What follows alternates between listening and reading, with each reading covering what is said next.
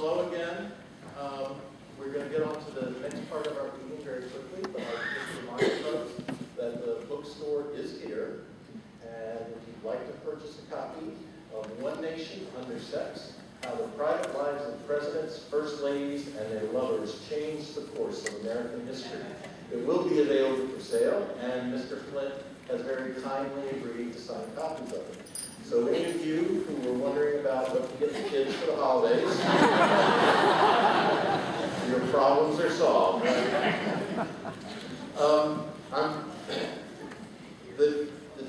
My two friends, actually, who have agreed to interview Mr. Flynt tonight, have told me they'd much rather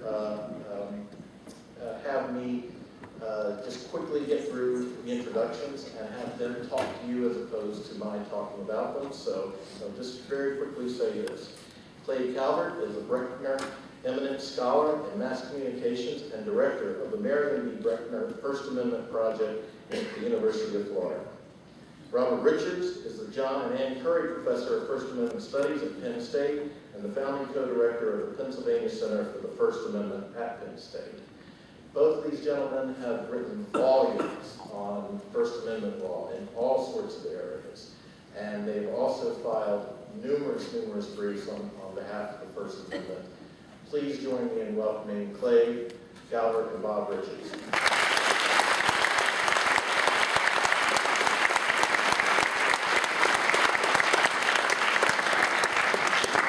Now, you just had a 2-hour, 9-minute introduction of our next guest, so I'm not going to say a lot about that, other than to say that I think Larry Flynt would be the first person to concede that he's a controversial figure, and he certainly knows that there are a lot of people who object to what he does.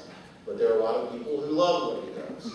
But wherever you stand on that argument, one thing that can't be denied from the position of the First Amendment, this is a man who has fought numerous First Amendment battles, many of which it would have been a heck of a lot cheaper for him just to sort of say, fine, pay the fine, I'm done with it. But he didn't. He spent millions and millions of dollars in legal fees to fight for principles that he believed in. And interestingly enough, and I don't know if this will come out tonight, but something you may not be aware of, many of these First Amendment battles had nothing to do with nudity, had nothing to do with pornography. They had to do with other issues. And the case that he's most famous for, the case in which Jerry Falwell sued him for a satire that appeared in the magazine, had absolutely nothing to do with pornography. So, it gives me great pleasure to welcome to you tonight Mr. Larry Flynt, First Amendment lawyer. Thank you.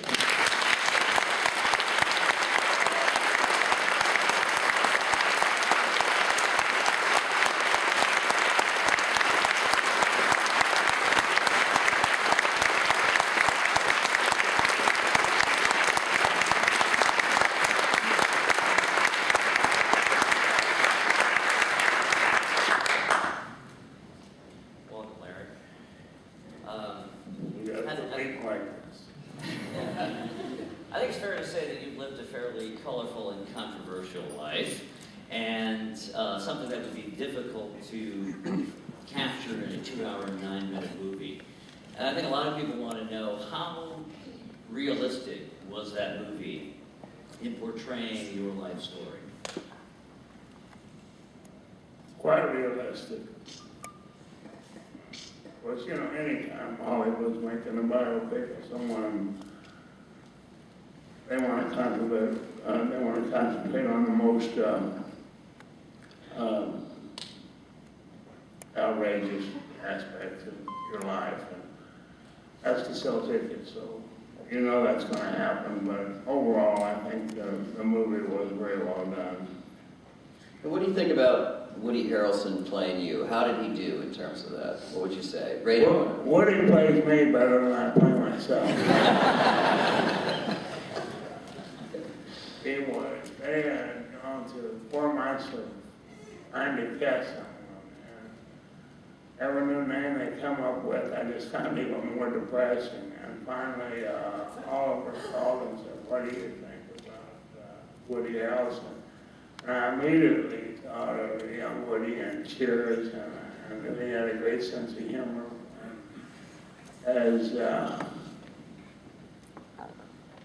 serious as this movie was, at the same time, it needed someone with that sense of humor to play the role. I think Woody got it right. And do you think Oliver Stone and Milos Forman, did they consult you on sort of throughout the making of the movie? Well, you don't put millions of dollars into making a movie and give somebody script approval, so I never expected it, but both Milos and Oliver always accepted input from me on casting. And I think we had a great cast. I think that Milos Forman did a phenomenal job, but I think the real guy in this movie was Oliver Stone, because he was able to see from the very beginning that this was a movie that would have a cultural impact. And here we are 15 years after the release of the movie, and it's still at the top of Sony's list of movie rentals, and it's always being played on HBO and other cable channels. So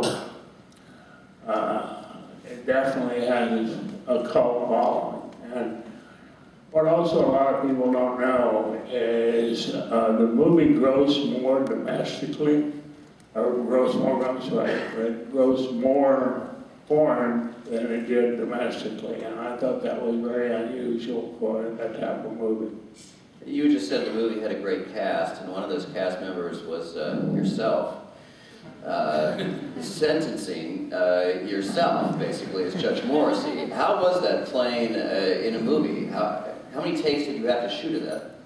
I was surprised that anyone, Milos, would ask me to do that part, but you know, the judge was about the same age I was at the time that he sentenced me, and he was going to be sentencing Woody in the picture, so the little white glasses, you remember from the movie that I was wearing at the time, those were the identical glasses that Judge Morrissey wore in the courtroom, so it really wasn't a stretch, you know, for me to play him. But that was a pivoting point in my life, because I think you've got to stand before a judge and listen to him sentence you to 25 years in prison before you realize that freedom of expression is something that can no longer be taken for granted. And suddenly, the humor evaporates from all of this, and you realize that it's serious business, that you can go to jail for your art, for your printed words, or basically what you think. It's sad that we're still living in a culture that perpetuates this, but it's true. Josh mentioned in his introduction that you spent millions of dollars defending the First Amendment in many cases that do not directly relate to your own cases, but looking for access for journalists to battlefields and so forth.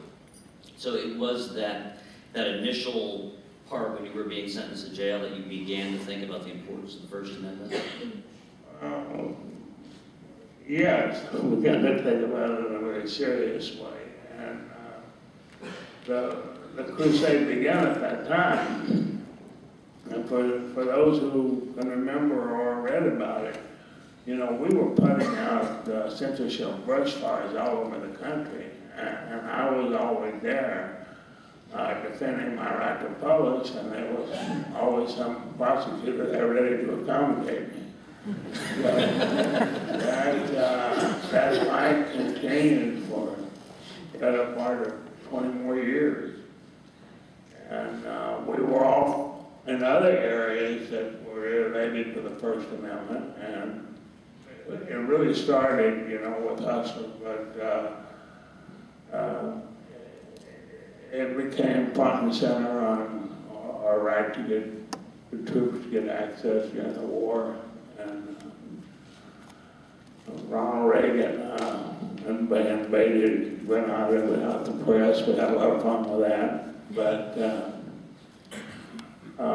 they take us serious now, because when we filed a suit in Washington claiming that Rumsfeld and the Pentagon was restricting press coverage of the war in Iraq. Well, this judge basically told the government lawyers that he was going to find that we had a First Amendment right to cover the press. So you better be back here in my office tomorrow. So the next day they came back to the judge's office in the federal court in Washington. And with this whole elaborate plan to embed all the press with the troops in Iraq. And that's all because of one lonely hustler reporter standing out there demanding for months, you know, that we were entitled to this access. Not a single member of the mainstream media would help fight this fight.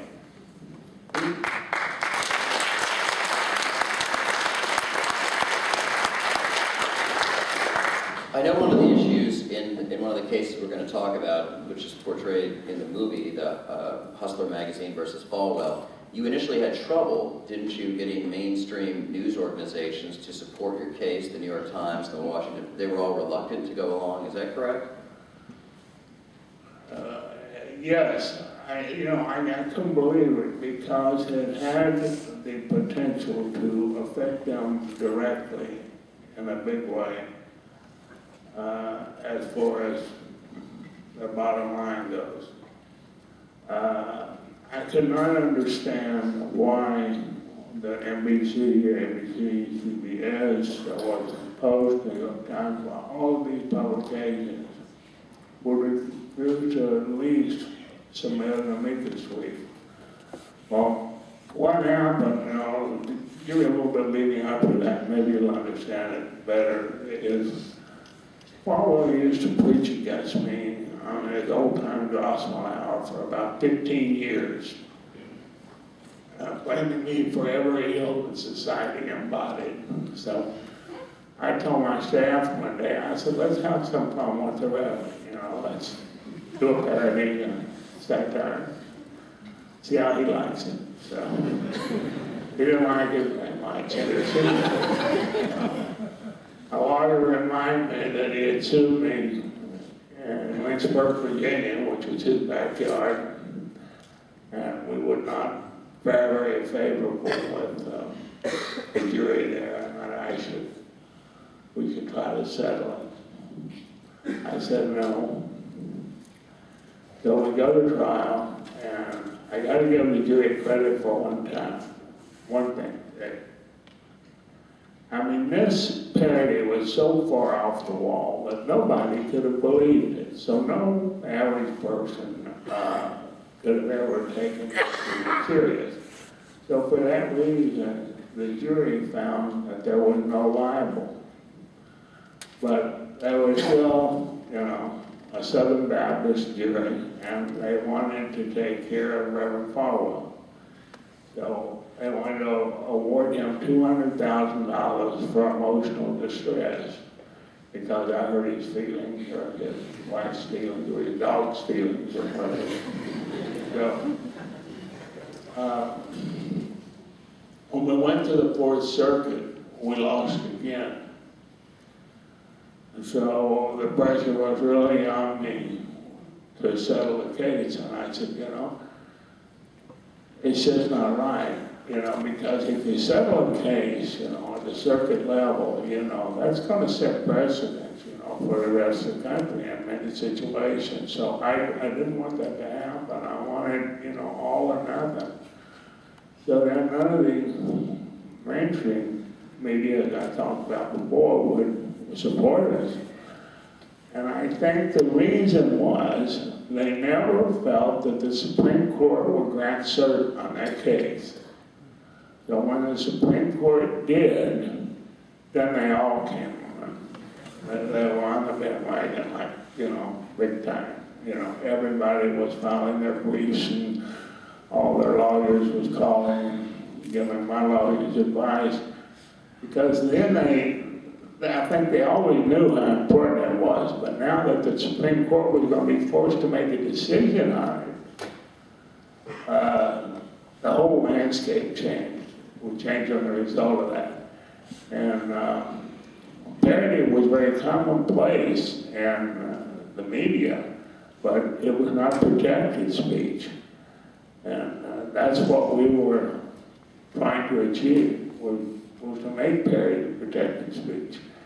And I'll tell a brief story about the Falwell case, which is one of my favorite ones. And you don't hear about it because it's not been written in a book, or it's too long for TV. I answer for TV, but it's really funny. I go to the Supreme Court that day that my attorney to argue my case, and I'm sitting in the gallery right across from the Reverend Falwell and his family, and it looks like a picture of Norman Rockwell. I thought, pornographer and the preacher, I'm dead. So, the Supreme Court is a very staid place. You're not allowed to show any emotions there whatsoever in terms of laughter, crying, yelling, clapping. I mean, you'll be evicted immediately if that happens. No matter what kind of case is being argued before the higher court, you'll be able to drop a pin anywhere in that gallery and it can be heard. So my lawyer goes up and he was having a dialogue with Scalia. And Scalia asked him, says, will you tell me what purpose is served by having the Reverend Falwell humiliated like he is in this parody? And so my lawyer says, well, Justice Scalia, I'd seen a cartoon yesterday that showed Washington being led to the Capitol on an ass. And the captain underneath the cartoon was who's leading the ass to Washington. So Scalia said, I understand that, I get it. I accept it. I think George gets it. I think he accepts it.